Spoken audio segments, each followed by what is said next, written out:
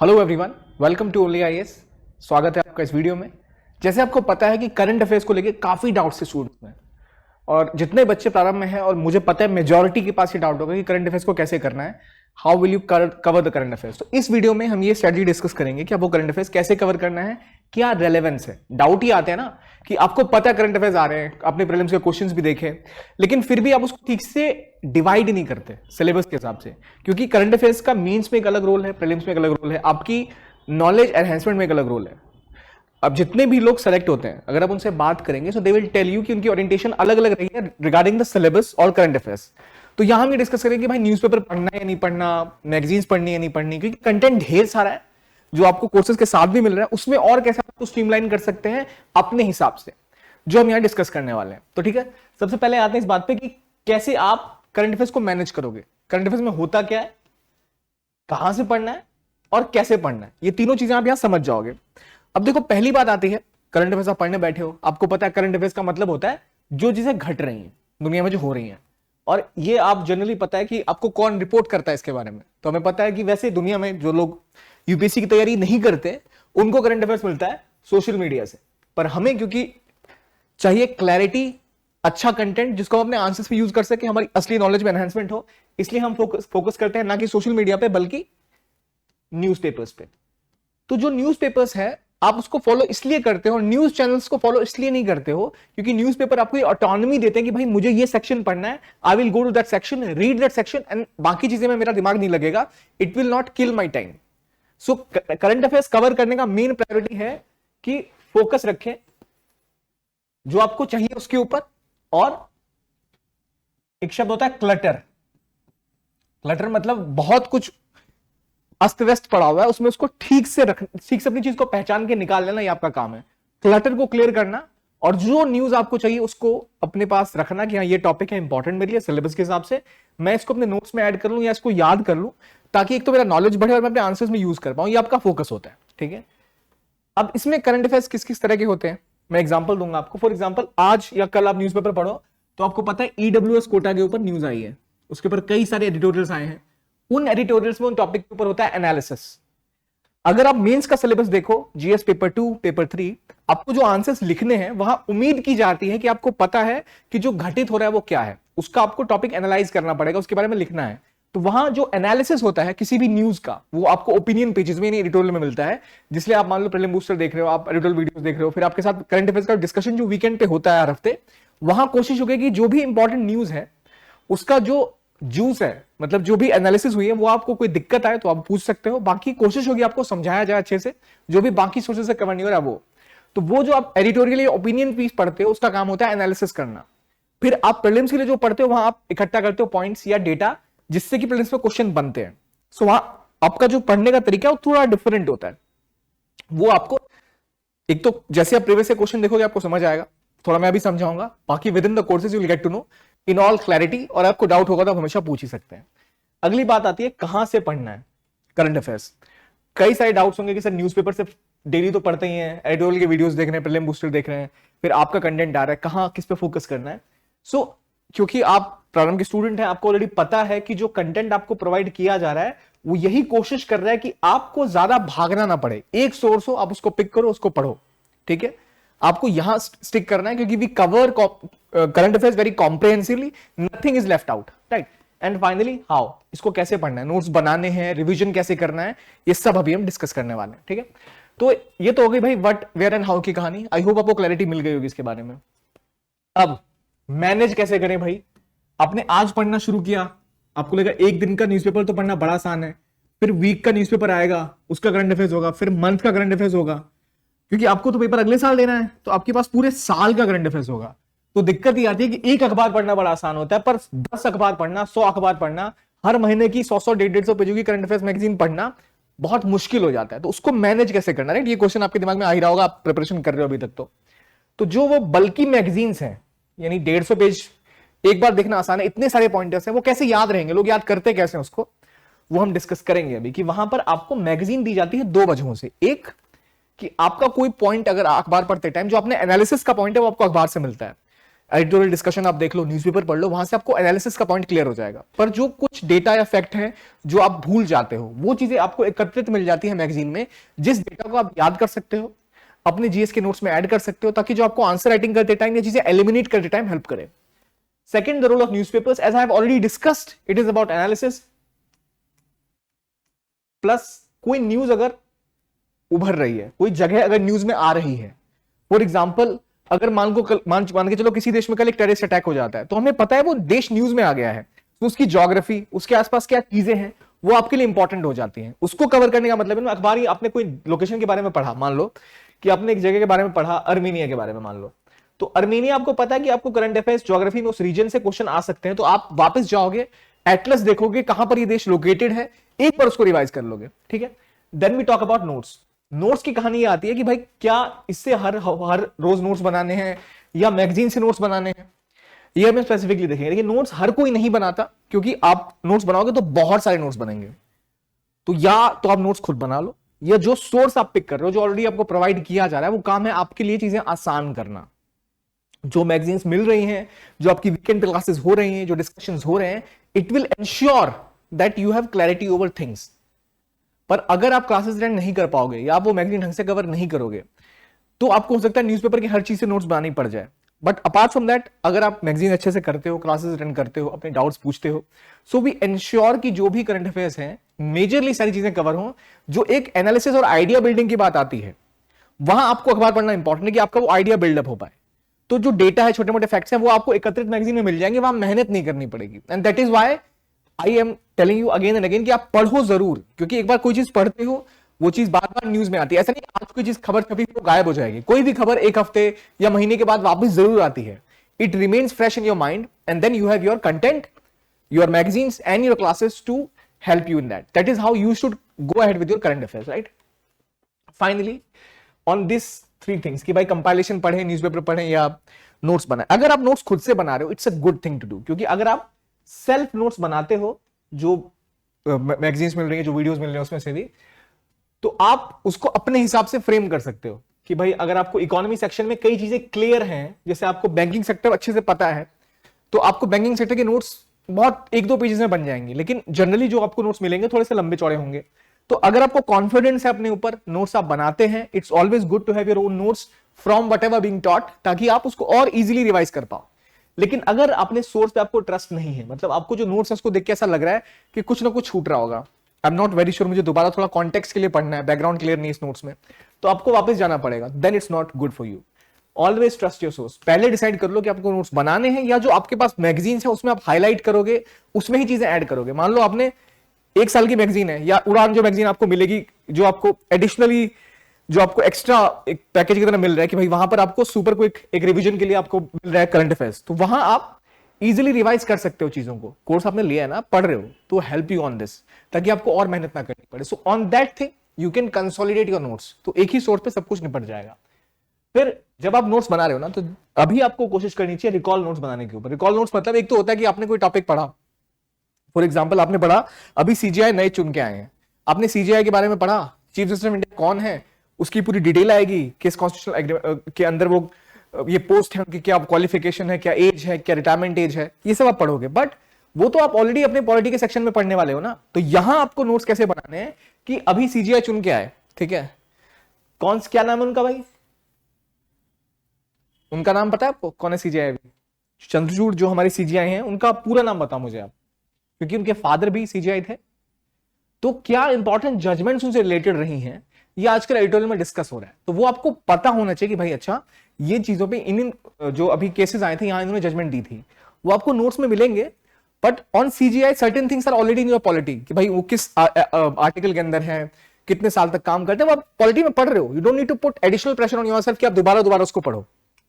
उन चीजों को आप हाईलाइट कर दो, वो आपको पता है पॉलिटी में मिलने वाली है, तो वहां आपको फोकस नहीं करना। आपको फोकस करना है कौन सी इंपॉर्टेंट जजमेंट्स हैं, कहां आप उसको यूज कर सकते हो आंसर्स में, क्योंकि वो कोर सेक्टर पॉलिटी का है। तो जो पॉलिटी का सेक्शन है जो पहले से कवर्ड है, उसको बार बार नोट्स बनाने में दिक्कत ये होगी कि आपके पास पहले पॉलिटी में नोट्स हैं, फिर current affairs, it's not viable. Rather than आप रिकॉल के लिए नोट्स बनाओ कि सीजीआई टॉपिक लिखते ही आपको क्या सारी चीजें याद है या नहीं है।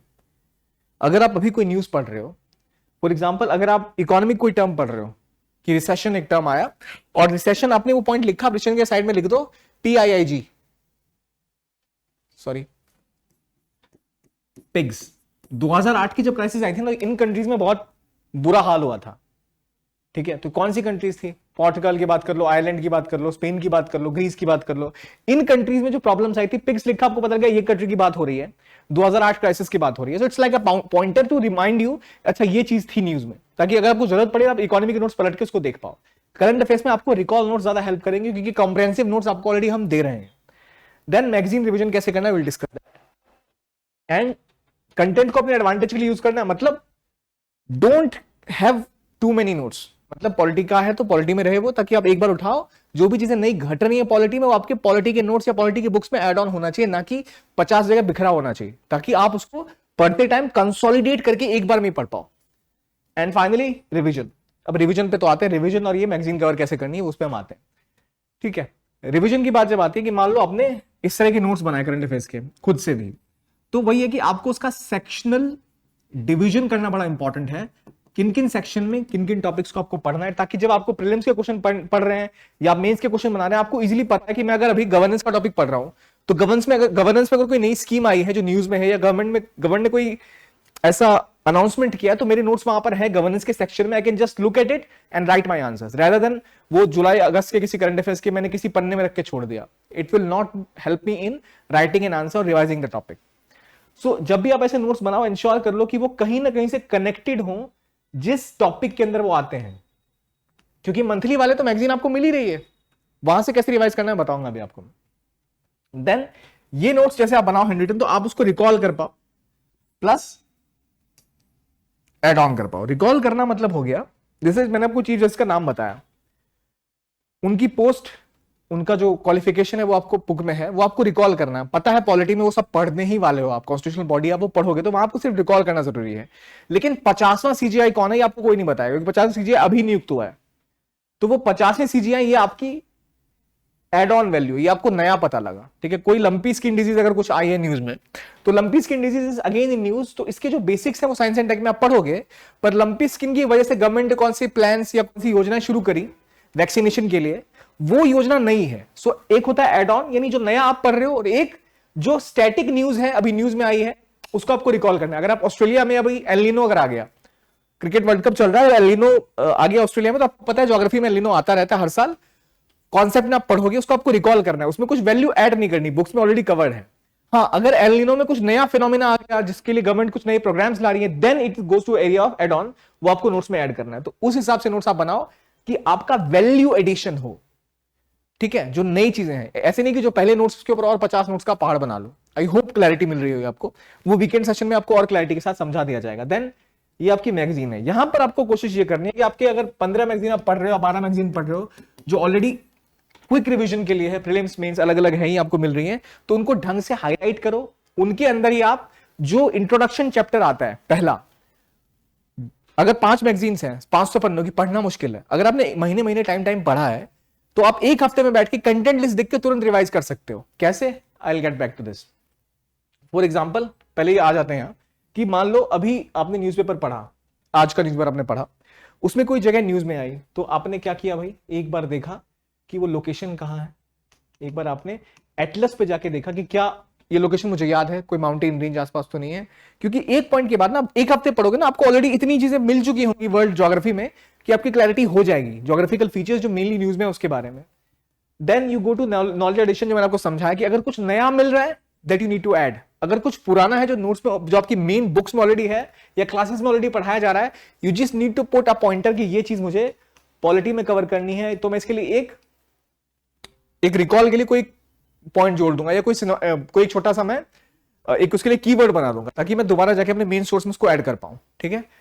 एनालिसिस का पार्ट आपको समझ आ रहा है? एनालिसिस का पार्ट की कोई घटना घट रही है, अब यूक्रेन रशिया क्राइसिस है, या फिर इंडिया में जो कॉन्स्टिट्यूशनल बॉडीज को लेकर बातें चल रही है, फेडरलिज्म को लेकर बातें चल रही है, तो वो फेडरलिज्म क्या होता है, क्या फेडरल मुद्दे अभी चल रहे हैं, सीबीआई का जनरल कंसेंट जो होता है, अगर स्टेट गवर्नमेंट वापस खींच रही है तो उसका क्या प्रभाव फेडरलिज्म पर होता है, वो टॉपिक एडिटोरियल्स में डिस्कस होता है, क्लासेस में डिस्कस होता है। That is something which you need to analyse and then write your answers. So analysis का पार्ट अलग है, और एक जो कोर पॉइंट ऐड करने की 4 नए प्रोग्राम लॉन्च किए गवर्नमेंट ने, तो इट्स लाइक नॉलेज एडिशन, वो अलग है। एंड फाइनली उसका रिविजन कैसे करना है ये समझाता हूं मैं आपको। देखो जब आपको मैगजीन्स मिलती है वो आपको ऐसी मिल रही है कि आईआर का पार्ट है, ज्योग्राफी है, पॉलिटी है, सोसाइटी है। इसमें देखो पॉलिटी अगर आप देखो ना तो इलेक्टोरल बॉन्ड्स है, वक्त प्रॉपर्टी की बात है, सीवीसी की बात है। आपको पता है यार ये सारी चीजें तो पॉलिटी में ऑलरेडी आने वाली हैं आपकी बेसिक बुक्स में। सो आप इसको पढ़ रहे हो ताकि आपका टॉपिक रिवाइज हो जाए। यहां अगर आपको कुछ नया मिला जो घटा हो इस महीने, जो आपकी बेसिक नोट्स में नहीं है, यहां से उठाओ उसको, अपने जो भी बुक आप पढ़ रहे हो, प्रारंभ वाली जो बुकलेट है बहुत अच्छे से कवर्ड है, तो वो क्योंकि नया जो घट रहा है वो तो ऑब्वियसली ऐड नहीं होगा ना उसमें, आगे जो हो रहा होगा, क्योंकि आपको बुक्स मिलने के बाद तो ऐड ऑन नहीं हो सकता उसमें, तो वो आपको खुद करना पड़ेगा। इस मैगजीन से वो कंटेंट उठाओ, वहां पे ऐड कर दो, बहुत कम ही होगा ऐसा कुछ हो जाएगा तो। लेकिन फिर आपको इसकी चिंता नहीं करनी। आपने लिख दिया कि यहां जो भी है मेरे पॉलिटी में पहले से है, या आपको लगे कि हो सकता है कि वक्त प्रॉपर्टी पे कोई नया रूल आया हो या इसकी सीवीसी में कुछ चेंजेस आए हो, तो वहां आप हाईलाइट कर दो कि अच्छा इसमें कुछ ऐड करना है, मुझे पढ़ के जाना है ये टॉपिक।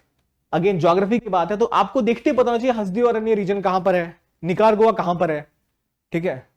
अगर आप देखो ये असल में अगस्त का स्क्रीनशॉट है स्वयं से। ये जो भी पूगा वैली की बात आ गई, महानदी रिवर की बात, पूगा वैली पे क्वेश्चन आया हुआ प्रीलिम्स में, ठीक है। आपको टिग्रे रीजन कहां पर है,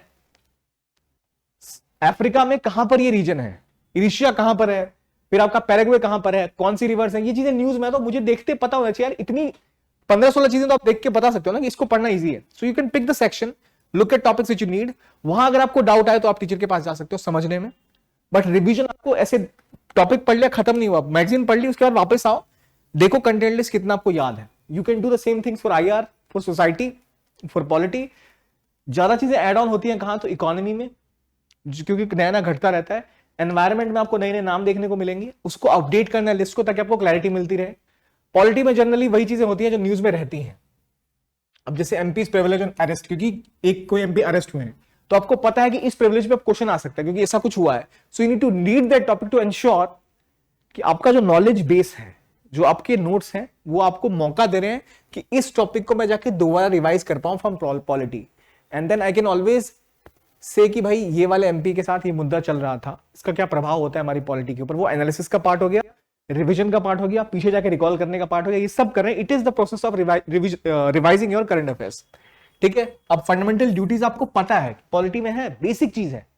it's time to go back, और आपको लग रहा है कि अगर आपको याद हो चुकी है fundamental duties, fundamental rights, then आप स्किम थ्रू कर सकते हो, पेज खोलो, देख लो कि हाँ कुछ नया ऐड नहीं है, I know this thing, good enough, we can move on. तो इस तरह से आप करोगे तो आपको इजीली और कम टाइम में इसको पूरा का पूरा रिवाइज कर सकते हो। ये अप्रोच आपको इसमें रखनी ही चाहिए रिवीजन करने के लिए। तो ये टॉपिक चाहे सोसाइटी का हो या कुछ और हो, तो इस तरह आप इसको कर सकते हो। तो that is an approach which you should follow in preparation. अब रिवीजन के जो हाईलाइट की बात करी, मान लो आपने नए रामसार साइट्स के बारे में पढ़ा, इंडिया ने 11 नई वेटलैंड्स को ऐड किया रामसार साइट्स में। पहली बात, मुझे पता है ना रामसार साइट्स कहां पर है। रामसार क्या ईरान में है या अफ्रीका में है या अर्जेंटीना में, कहां पर है रामसार, ये प्लेस का नाम कहां से आया। जब आप एनवायरमेंट पढ़ोगे वहां पढ़ाया भी जाएगा, बुक में भी लिखा रहेगा, यू नो दिस डिटेल कि रामसार साइट क्या, जब आप पढ़ोगे पता लग ही जाएगा, कोई डरने की बात नहीं है। आपको पता नई वेटलाइंस ऐड हुई तो हमारे नोट्स में तो होगा नहीं, अगर क्लास हो चुकी है तो मे बी शायद एड ऑन में पढ़ाया जाएगा वीकेंड पे, पर आपको देखा, मुझे तो खुद अपने लिए याद रखना है। आपने वो चीजें जो भी हाईलाइट आप कर सकते हो, जैसे ये आपको, मुझे लगा कि ये इंपॉर्टेंट है, फ्रेश वाटर लेके उड़ीसा की, तो आई विल रिमेंबर दैट। मुझे लगा कि ये एक ऑक्सबोल लेके, तो मैंने इसको हाईलाइट कर दिया ताकि जब मैं यहां आऊं तो मेरी नजर सीधा एक तो जो बोल्ड में है उसके ऊपर, जो ग्रीन हाईलाइट है उसके ऊपर, जो येलो हाईलाइट है उसके ऊपर पड़ी। जो मुझे बहुत ज्यादा इंपॉर्टेंट लगा मैंने उसको ग्रीन से हाईलाइट किया, जो कम लगा मैंने उसको येलो से किया। बाद में अगर लगा कि नहीं यार ये उतना रेलेवेंट नहीं है तो I can just cut it of. तो इस तरह अगर आप कलर कोडिंग करते हैं अपनी सहूलियत के हिसाब से, अपनी रिक्वायरमेंट के हिसाब से, तो आप बेहतर तरीके से चीजों को रिवाइज कर पाएंगे। And that is how you should revise your current affairs. अब जैसे तस्मानियन टाइगर की बात है, Tasmanian tiger is an extinct species, है ना, और इसके ऊपर एक नया काम ऑस्ट्रेलिया और यूएसए मिलकर कर रहे हैं कि कैसे उनको जीन एडिटिंग के थ्रू दोबारा पुनर्जीवित किया जा सके। क्या इससे पहले कोई स्पीसीज है जिसको पुनर्जीवित किया गया है? क्या इस नोट्स में आपको दिख रहे हैं वो? अगर आपने तस्मानिया टाइगर का नोट्स देखा, बात क्या हो रही है, मैंने हाईलाइट किया, यूएस ऑस्ट्रेलिया और लिखा हुआ है ना। क्या था तस्मानियन टाइगर? एक मर्सुपियल एनिमल था, मर्सुपियल मैमल था। तो मर्सुपियल क्या होते हैं भाई? ये असल में वो जीव होते हैं जिनको आप थैले में रखते हैं, थैला इन द सेंस कंगारू की जब मैं बात करूं, because child are very vulnerable, तो इनकम्प्लीटली डेवलप होते हैं, इसलिए इनको आप कैरी करते हैं, जो जानवर है उनको कैरी करते हैं अपने जो न्यू बॉर्न है उनको। तो एक मर्सुपियल था, तो मर्सुपियल क्या हुआ ये मैंने रिवाइज कर लिया। तस्मानियन टाइगर वाज अ मर्सुपियल, कहां का था भाई ये? अब क्या इससे पहले जीन एडिटिंग में कोई और एनिमल कोशिश की गई है उसको पुनर्जीवित करने की। तो एक ऐसे आप देख सकते हैं जानवर, जब जरा देखो नोट क्या यहां पर है, दिख रहा है आपको, या फिर यहां देख लो डी एक्सटिंक्शन जो मैंने बोला ये टॉपिक है, आपको सीधा दिखेगा कि भाई मैं किसकी बात कर रहा हूं, हाईलाइटेड है, आप सीधा गए पायरिनियन आइबेक्स के ऊपर, ये पुनर्जीवित किया गया लेकिन फिर मृत्यु हो गई कुछ टाइम के बाद ही, पर पहला जो डी एक्सटिंक्शन का प्रोग्राम था वो इनके ऊपर चलाया गया था थ्रू जीन एडिटिंग। तो इस तरह से मैं तुरंतली देखते ही मुझे पता लग गया कि कौन सी मेरे काम की चीजें हैं, मुझे बाकी चीजें याद है तो मुझे वो उस पर नजर दौड़ाने की जरूरत नहीं है, ये धीरे धीरे करके हो जाता है। जीन एडिटिंग आप करोगे, फिर आप क्या करोगे, उसके अंदर जो प्रोसेस है वो है सोमैटिक न्यूक्लियर ट्रांसफर का, सेल न्यूक्लियर ट्रांसफर का जो आप कर रहे हैं। तो ये क्या होता है somatic nuclear transfer, it's a biological concept, क्या वो मुझे याद है या नहीं है, नहीं याद तो I can go back and learn it from my science and tech notes, या फिर मैं एक विकिपीडिया पर सर्च मारूं या टीचर से पूछ लूं, वीकेंड क्लासेस तो हो ही रही हैं, ताकि मुझे पता रहे कि मुझे चीज आ रही है नहीं आ रही। What is the difference between this and genetic editing, ये चीजें हैं जो क्लैरिटी थोड़ी होनी चाहिए आपके पास, वो तभी आएगी जब आप करंट अफेयर्स पढ़ोगे, उन पे क्वेश्चंस डाउट करोगे और इस तरह से अपनी चीजों को अच्छे से प्रिपेयर करोगे और ऑर्गेनाइज करोगे ताकि आप इजीली रिवाइज कर पाओ। So this is I think a way जो आप प्रारंभ की क्लासेस में आगे आप फॉलो करोगे, और जो भी हेल्प आपको रिक्वायर होगी वो आपको फैकल्टीज देंगी। Current affair classes will be covered thoroughly and this is I expect you to prepare your current affairs, ठीक है। तो आई होप एक क्लैरिटी मिल गई होगी। Apart from that whatever doubts you have you can always ask. So basically this was it. So thank you very much for watching the video and have a nice day.